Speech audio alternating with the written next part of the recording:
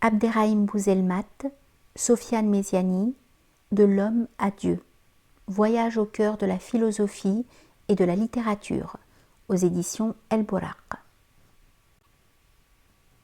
Mot de la fin. Tout lecteur sérieux des grands textes, ayant tenté un jour l'expérience de l'écriture, s'est retrouvé mal à l'aise face à une phrase au moment de tracer ses propres lignes. Cette phrase, nous la trouvons dans le chapitre « De l'expérience », qui referme le livre 3 des essais de Michel de Montaigne. Ouvrez les guillemets.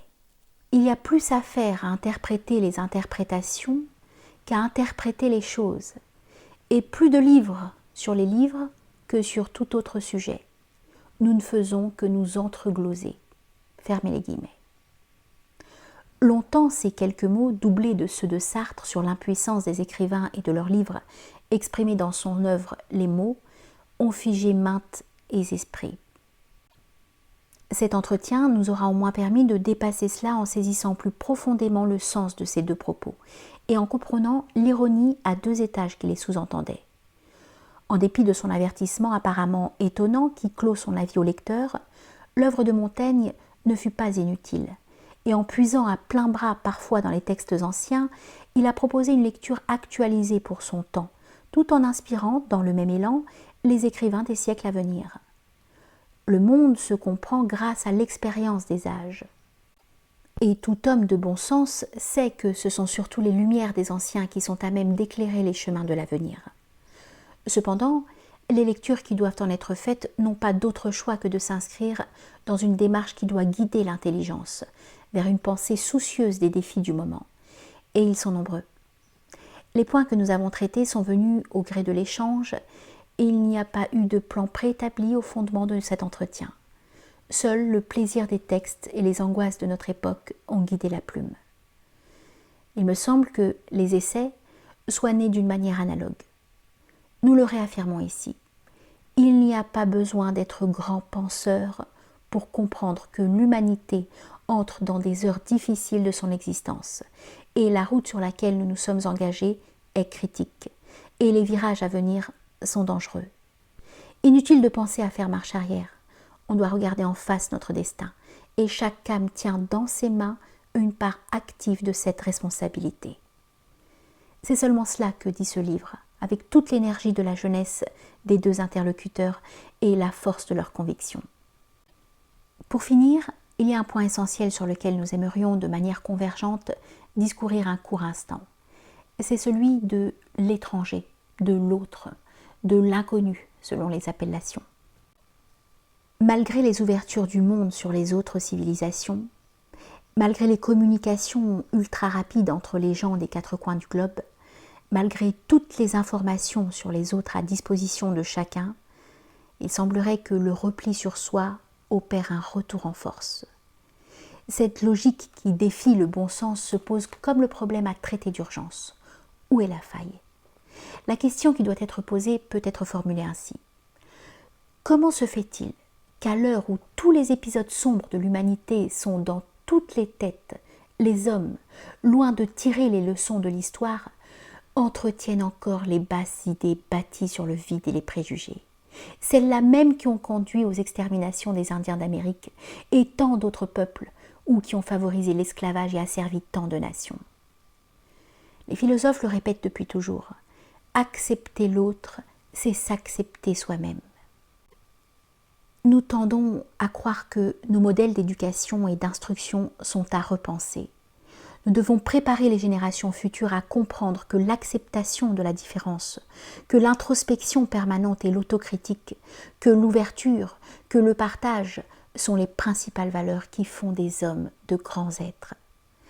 La tâche est ardue, et pour cause. Atteindre ces finalités exige un douloureux passage d'une mise à plat de son modèle d'éducation et une impitoyable mise en question des valeurs séculaires qui parcourent sa propre famille. C'est la condition pour assurer à son intelligence une jeunesse éternelle. Il est temps pour nous de prendre de la hauteur pour voir mieux. Et selon l'expression hugolienne, qui voit de haut, voit bien. Qui voit de loin, voit juste. Oui, ce qui nous manque, c'est la justesse dans le regard que l'on jette sur nous-mêmes. Prenons donc de la hauteur et de la distance afin de voir bien et juste pour jeter à terre la terrible affirmation de Montesquieu dans son éloge de la sincérité. Ouvrez les guillemets. Les hommes se regardent de trop près pour se voir tels qu'ils sont. Comme ils n'aperçoivent leurs vertus et leurs vices qu'au travers de l'amour-propre, qui embellit tout, et ils sont toujours d'eux-mêmes des témoins infidèles et des juges corrompus. Fermez les guillemets. En effet, si nous avons échoué, c'est parce qu'on a souvent appris à nos enfants et à nos élèves, et même involontairement, à critiquer les autres, alors que la critique doit d'abord être tournée vers soi. En fait, en même temps qu'on leur apprend que les modèles du nazisme et du fascisme sont effroyables, on doit leur expliquer que les moqueries qu'ils entretiennent à l'égard de leurs camarades dans les cours de récréation sont quasiment du même ordre, à une moindre échelle. D'aucuns pourraient trouver cela exagéré, mais en réalité, d'un côté comme de l'autre, il s'agit de faire mal à chaque fois. Nous en sommes convaincus.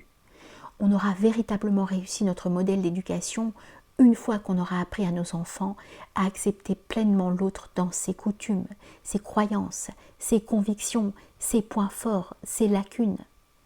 Les débats doivent se poursuivre, mais l'état d'esprit qui les traverse en filigrane doit faire montre d'une grande bienveillance. Écoutons donc cette anecdote qui a la particularité de faire à la fois sourire et réfléchir. Un Européen, voyant un Chinois déposer du riz sur des tombes, le tourna en dérision. « Crois-tu que tes morts vont se lever pour goûter à ton riz ?» Ce à quoi le Chinois répondit « Et les fleurs que vous y déposez, croyez-vous qu'ils vont se lever pour les sentir ?» On réfléchit trop à comment critiquer l'autre tout en faisant fi de sa propre condition. On doit aussi continuer de penser que l'être humain, en général, est bon. Partant d'une idée positive sur l'autre, on accédera à une belle forme de confiance. Nul doute, cette confiance sera souvent respectée, et quand elle sera trahie, il faudra continuer à faire confiance, afin de susciter une forme de réflexion dans la trahison. Toute la rencontre dans Les Misérables, entre Jean Valjean et Monseigneur Bienvenu, le fameux soir du vol de l'argenterie, est axée sur cela. En fait, il y a beaucoup de Jean Valjean dans notre société, trop de Javert et pas assez de Monseigneur Bienvenu. Et pourtant, il y a très souvent un homme bon et grand qui sommeille en chacun de nous. En faisant confiance à nos enfants et à nos élèves, on apprend à les responsabiliser. Cette responsabilisation pourrait se traduire par des actes véritables dans la vie de tous les jours, comme les gestes de respect à l'égard de la planète ou de l'autre. Oui, c'est du respect dont on a besoin surtout, et la philosophie comme la religion enseigne cela au-delà de tout. Nous parlons encore trop de tolérance seulement, là où on devrait parler surtout de respect. Lire et relire la philosophie, la littérature avec une conscience active aujourd'hui et un esprit critique au top de sa forme est plus qu'important. Il s'agit là d'une démarche salutaire pour notre cause commune, et les mots sont pesés. Pourquoi ? Parce que cette lecture viendra complexifier intensément le regard que l'on projette sur le monde, battant en brèche nos petites et confortables certitudes. Edgar Morin a raison de relever que les visions unilatérales ont horreur des réalités complexes. En sachant sincèrement les choses complexes, on apprendra à suspendre bon nombre de nos jugements. Suivant ce chemin, on accédera à l'humilité et enfin au respect de l'autre. Cette posture, loin de rendre bête, nous apprendra par ricochet à nous méfier des monologues faciles et des discours de démagogie. Elle nous apprendra à être moins crédules, afin de mieux interroger nos responsables, quels qu'ils soient. L'avenir de notre planète est en jeu. Nous en avons tous conscience. Et notre intelligence doit gagner en puissance si nous voulons être au rendez-vous des grands défis qui prennent forme à mesure que nous avançons et qui projettent déjà leur ombre de monstres sur notre chemin. C'est pour toutes ces raisons qu'il est si important de lire et relire les grands textes afin de mieux regarder devant. Nous croyons.